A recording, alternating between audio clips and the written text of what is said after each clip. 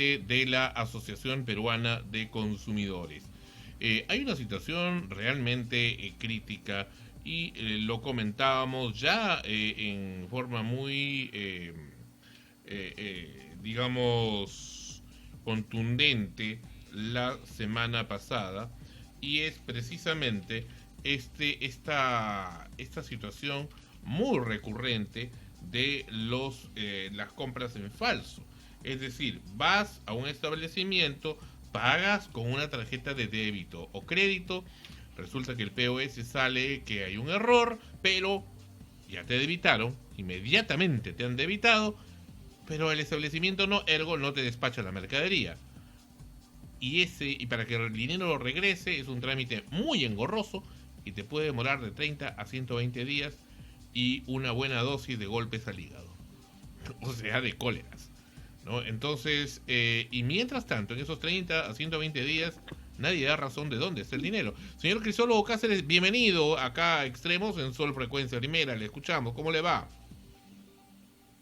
Buenas tardes, un gusto estar con ustedes. Encantado, siempre es muy interesante y muy buena vuestra participación porque ayuda al público a poder hacer valer sus derechos como consumidor y también a estar adecuadamente ilustrado frente a este tipo de situaciones.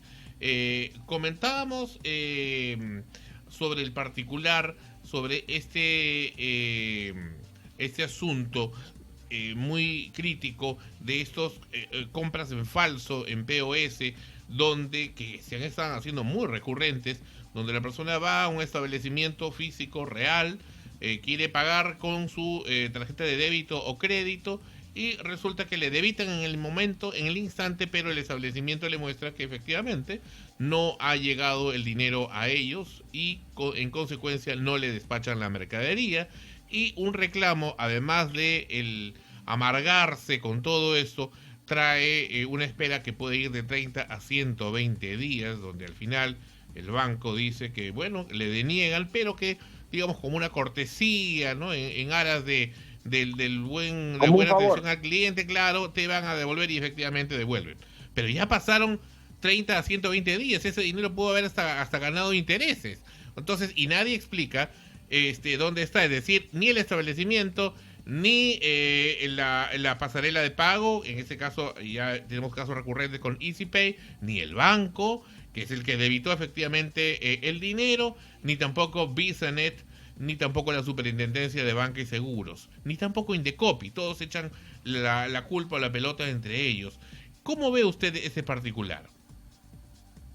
Primero que todo, que ese problema que acabas de reseñar se ha vuelto muy frecuente y se ha incrementado porque ahora hay una mayor cantidad de compras online, compras a crédito que antes no se daban. Lo segundo, porque existe un desconocimiento de los consumidores de sus derechos en cuanto a clientes financieros y erróneamente piensan que tienen que reclamar ante la SDS, ante la Superintendencia de Banca y Seguros, cuando no es así.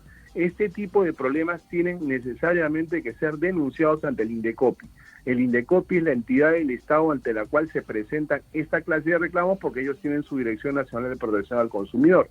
Sobre los plazos, lo que tú mencionabas es verdad. Cuando un consumidor tiene un problema con un producto o servicio financiero, lo que tiene que hacer es presentar el reclamo ante la propia empresa y la empresa tiene 30 días calendario de plazo para contestar. 30 días calendario. Empero, de manera excepcional, esos 30 días se pueden prolongar por 30 días más, siempre que la empresa, antes de que se venza el plazo original, le comunique al consumidor que por alguna razón, ajena a su voluntad, requiere de un plazo extra para poder contestar el reclamo. Sin embargo, esto ya se ha vuelto algo muy común y todo el tiempo, sin ninguna excusa, sin ninguna justificación, las empresas financieras están ampliando el plazo original de 30 días. Y no lo están volviendo en 60 días, sino como tú dices, en 90 o 120 días, lo cual constituye otra ilegalidad. Lo que el consumidor tiene que saber es lo siguiente. Primero, que cuando tiene algún problema de cualquier índole con una entidad financiera, como que por ejemplo le debitaron en la cuenta que indebidamente o que le cargaron a la tarjeta de crédito un consumo que él no realizó, o realizó una compra online, se utilizó su tarjeta y solo le llegó uno de los dos productos que compró o no le llegó ningún producto, etcétera. En todos esos casos, lo primero es presentar el reclamo ante la entidad financiera. Pero si ya tiene la experiencia de que le ha pasado algo similar anteriormente y desconfía, puede inmediatamente presentar un reclamo ante el Indecopi. ¿Ante qué dependencia del Indecopi? Ellos tienen algo que se llama el SAC, el Servicio de Atención al Ciudadano. Este Servicio de Atención al Ciudadano constituye una instancia gratuita ante la cual el consumidor presenta su reclamo, se cita a la parte denunciada, en este caso a la entidad financiera, para que haga sus descargos a una audiencia de conciliación. Y si se llega a un acuerdo, genial. Si no se llega a un acuerdo, allí el consumidor va a tener que presentar un nuevo reclamo, pero esta vez ya no ante el SAC del Indecopi, sino ante la Comisión de Protección al Consumidor del Indecopi. Entonces el consumidor tiene que evaluar todas estas situaciones y conocer su derecho para hacerlo. Y algo más antes de que nos venza el tiempo, porque el tiempo es tirano. Justo esta semana también hemos alertado de un problema financiero que es muy, pero muy importante. Muchos consumidores se han bajado aplicativos de los bancos a sus teléfonos celulares. Miles o millones de consumidores tienen los aplicativos. Si te roban el teléfono celular y tú lo denuncias al banco, va a pasarte lo que ya le está pasando a muchas personas, es decir, que los delincuentes van a ingresar a tu celular y aunque tú no lo creas, van a poder burlar la clave y van a poder vaciar tu cuenta a través del aplicativo que tienes en el celular. Entonces hay un doble riesgo, no solo el riesgo de que te quiten el equipo o que tú por defender el equipo puedas salir lastimado, sino que además del valor intrínseco del propio aparato, ellos pueden acceder a tu cuenta y robar. Entonces, esta es una alarma que le damos a todos los consumidores.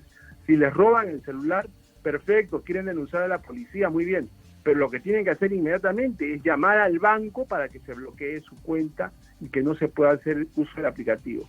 Yo recibía comunicaciones de consumidores que me decían, oye, pero ¿cómo van a entrar a mi teléfono si mi teléfono tiene reconocimiento facial o funciona con huella dactilar o tiene clave? Señores, los ladrones saben burlar todo eso. No, que van a entrar a mi aplicativo, tiene 6 dígitos. ¿Cómo van a poder adivinar los 6 dígitos de mi aplicativo? Créanme que los ladrones saben cómo hacer y cómo burlar todas esas presuntas defensas que tienen los consumidores. Así que ya lo saben. Y bueno, estamos pues en esta situación en la cual cada vez sabemos menos y cada vez somos más vulnerables, ¿no? ¿Por qué ocurre este asunto tan recurrente de esos pagos o cobranzas en falso? Que en general, como decía, independientemente que en algún momento, bueno, de buena fe o de lo que fuere, le devuelvan el dinero a la persona, porque es su dinero, no hacerlo es un robo, pero el hecho es que genera desconfianza. Yo voy a comer a un restaurante y resulta que al final no voy a poder pagar cuando me he confiado en mi tarjeta de débito donde tengo todo mi dinero, ¿no? Entonces, esto genera mucha desconfianza al momento de poder hacer compras sensitivas, o voy a hacer la compra en el supermercado y me quedo con toda la mercadería ahí varada, ¿no? O me echan gasolina, peor todavía en el vehículo, quiero pagarlo y ocurre esto. Entonces, es un sinfín de situaciones que generan pues una serie de situaciones muy, muy críticas. Ahora, pero tu pregunta es ¿por qué ocurre esto, no? Pero claro. Se pueden ensayar muchas razones para explicar o intentar explicar por qué ocurre esto, pero creo que ninguna razón es suficiente. Yo creo que la principal razón es que no hay sanciones drásticas contra las empresas infractoras. Yo creo que no se está penalizando este tipo de comportamientos por parte de las empresas con medidas disuasorias. El Indecopi debería sancionar a los bancos o a las entidades financieras que incurren en este tipo de comportamientos, pero además ordenar como medida correctiva que implementen protocolos de seguridad para que en estos casos los cobros indebidos se reduzcan a su mínima expresión, porque siempre van a haber errores, todos somos humanos, pero que el resarcimiento a los consumidores sea inmediato. Y nada de eso ocurre, pues, porque los bancos se valen de todo tipo de subterfugios para poder eludir las responsabilidades que les competen. Esa es la pura realidad. Uh-huh. Entonces, acá hay que tener una alarma, es decir, los consumidores tienen que monitorear constantemente qué operaciones realizan, guardar los vouchers por lo menos hasta que les llegue el estado de cuenta, leer el estado de cuenta, porque muchos consumidores pagan de manera automática sin siquiera darse la molestia de leer si efectivamente los consumos consignados en el recibo son los que corresponden o no corresponden. Tenemos que tener eso, y si se percibe que hay una irregularidad, inmediatamente presentar la denuncia. Y repito, se puede presentar la denuncia directamente ante la empresa, que es lo más adecuado, que es lo más formal, pero también se puede, si hay duda o si hay algún antecedente negativo, presentar rápidamente la denuncia también ante el Indecopi. Y al Indecopi, a través de tu sintonizado espacio, hacerle la salvedad de que tiene que prestar una mayor atención a estos problemas. No olvides que el tema financiero constituye el 33% de los reclamos de los consumidores. La tercera parte de todos los reclamos que llegan al sistema de atención de reclamos del Indecopi, de los reguladores, de ASPEC y demás, la tercera parte es siempre financiera. Entonces, ¿cómo no nos vamos a preocupar si el tema financiero está pues tan cuestionado en la actualidad por los consumidores y se presta a tanto tipo de comportamientos indebidos, ¿no? ¿Y cómo hacer para que Indecopi realmente, porque ese es uno de los grandes problemas, lo pasamos nosotros hace ya varios años cuando denunciamos a Telefónica por los mensajes de texto publicitarios, pero el problema es que Indecopi lo asume simplemente como un caso puntual. En este caso diría, bueno, ya le devolvieron el dinero, o el banco acelera la devolución del dinero, ya está tu dinero, ahí está, listo, se acabó, y no pasó nada acá. Pero sí, no es que no pasó nada. Pues o sea, ¿cómo lamentable. Claro, ¿cómo poder enfocar ante Indecopi el tema en conjunto? O sea, esta anomalía de fondo que está recurrentemente ocurriendo a muchas personas, para que se pronuncie respecto a la anomalía de fondo, no al hecho de que si le dieron o no, le devolvieron o no el dinero, y si y punto, ¿no? Porque el banco nunca explica sobre el particular. O sea, y es más, las cartas que responden en realidad son hirientes, ¿no? Son hasta ofensivas. Bueno, el punto acá es que efectivamente lo que tú dices es totalmente cierto, ¿no? Cuando un consumidor presenta un reclamo, el Indecopi va a pronunciarse en relación al caso particular, pero eso no quita que el Indecopi, si detecta que en ese caso particular del consumidor puede haber un patrón que implique que hay muchos otros casos que están en similares condiciones, el Indecopi está, repito, facultado de oficio para poder iniciar investigaciones. Ellos pueden investigar sin que haya denuncia de parte, sencillamente porque están monitoreando el mercado y consideran que este tipo de comportamientos se está multiplicando en otros casos. Así que no hay excusa para que el Indecopi no lleve a cabo esta tarea. Lo puede hacer y está legalmente facultado para hacerlo con arreglo al Código del Consumidor. Sí, adelante, Ana Rosa. Buenos días, señor Cáceres. Precisamente a raíz de estas denuncias sobre las entidades financieras, han habido casos también de mucha gente que se está quejando de lo que mencionó usted hace un momento, de que de pronto hay débitos en sus cuentas de ahorros, ¿no? En sus tarjetas, y que de compras que no han hecho. Entonces, generalmente se relaciona esto con que probablemente la persona haya entrado a algún enlace que haya llegado a su celular y que con eso le han sacado la información, o le hayan en algún momento que ha entrado la tarjeta a un cajero, haya podido haber algún tipo de maniobra ahí que han hecho los delincuentes para poder sacar la información. Pero también hay casos, me puse a leer mucho en esta semana de testimonios de personas que se quejan muchísimo, se ha incrementado increíblemente estas quejas de este mismo motivo, porque dicen de que ellos afirman no haber entrado a ningún enlace, no haber, es más, una persona decía que la víctima era su madre, que no usaba la tarjeta y que no tenía celular. Entonces no se explicaba cómo es que su dinero había desaparecido, una parte del dinero. Y otra persona hablaba de que había ido a hacer el reclamo en el banco, y en los ojos de la persona que le estaba atendiendo vieron en la pantalla que en ese instante estaban debitando de su cuenta, ¿no? Estaban haciendo uso de la tarjeta y no sabían cómo.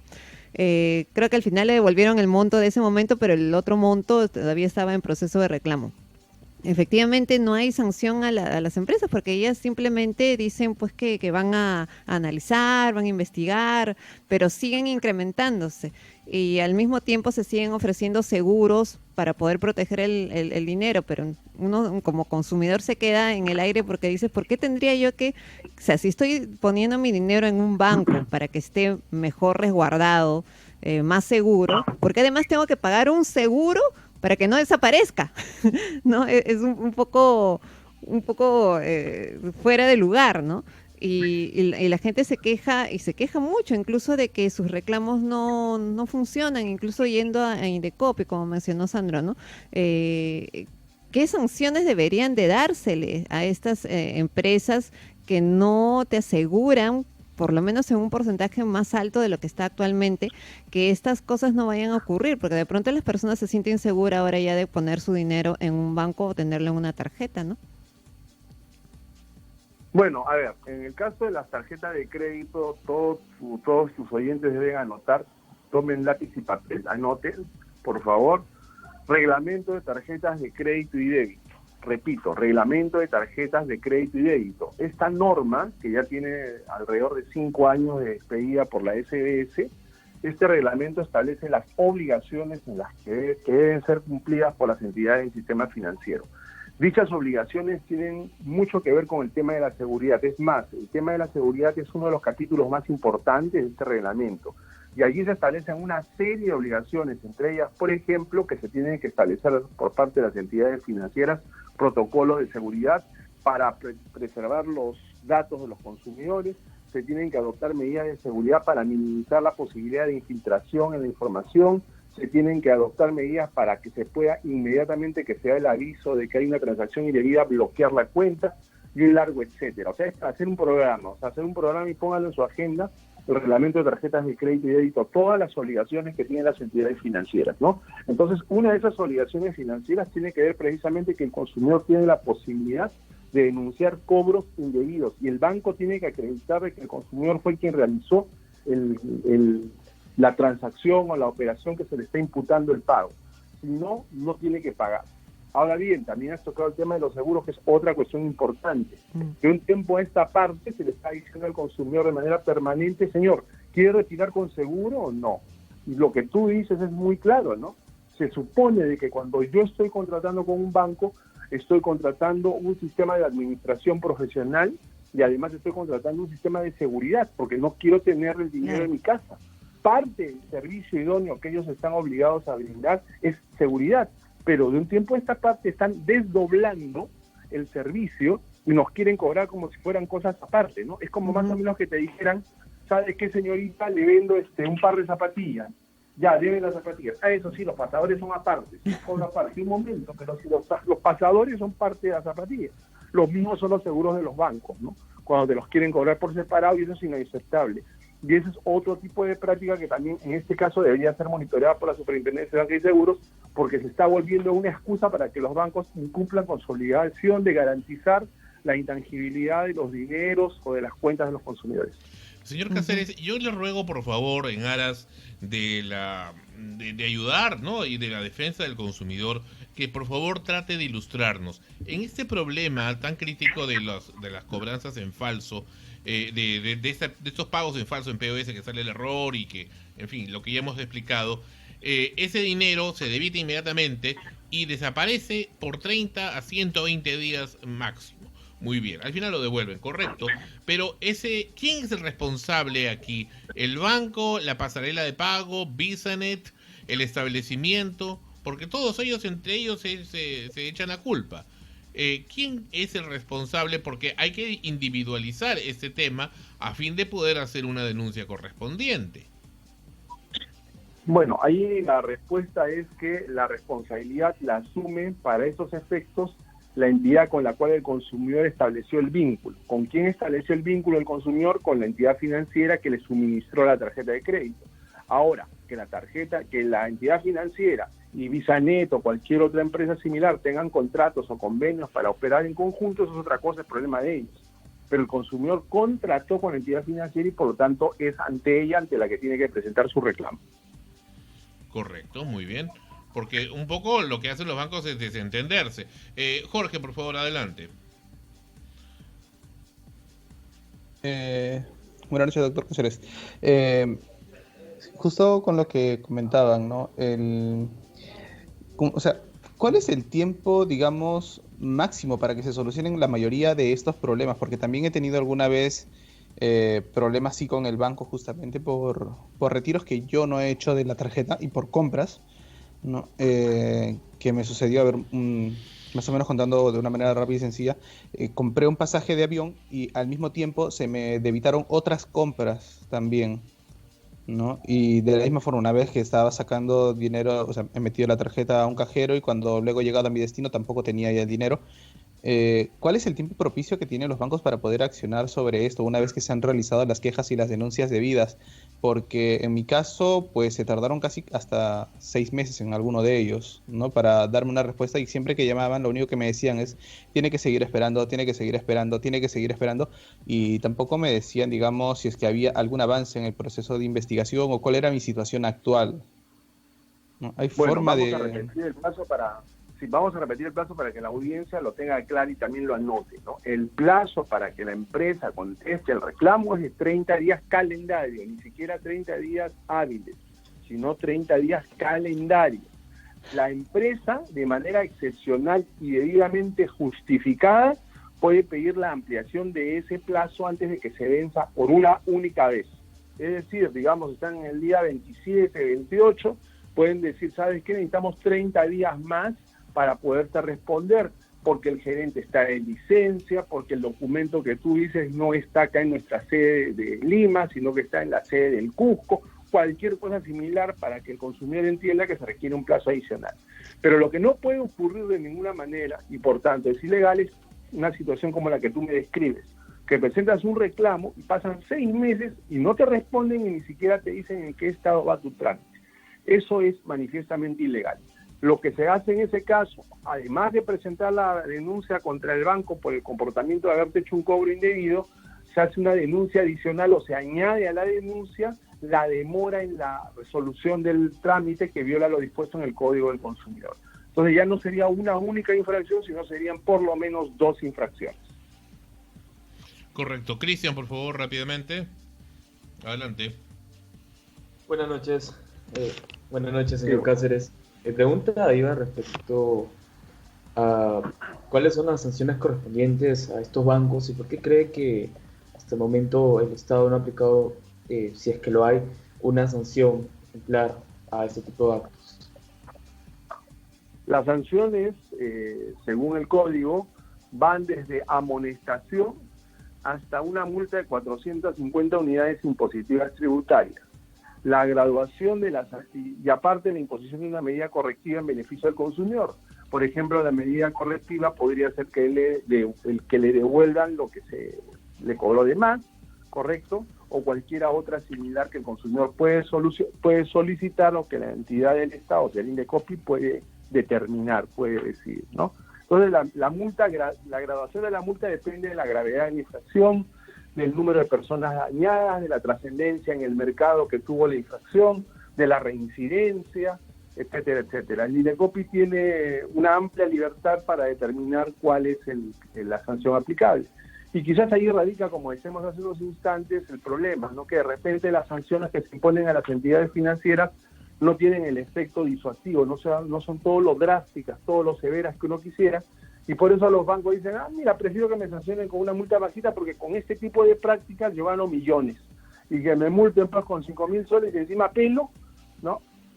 No me pasa nada. Entonces allí va el tema, ¿no? Porque las sanciones, para que sean realmente eficientes, tienen que tener una finalidad doble, ¿no? Tienen que ser severas para que le duela a la empresa, pero también tienen que ser disuasivas, o sea, para que los otros competidores vean que si se procede de una manera inadecuada, las sanciones pueden ser tremendas, ¿no? En Estados Unidos, por ejemplo, en materia de protección al consumidor, cuando se sancionan este tipo de infracciones, los jueces imponen penas de millones de dólares, y si la empresa va a quebrar, el juez no le tiembla la mano, aplica la ley.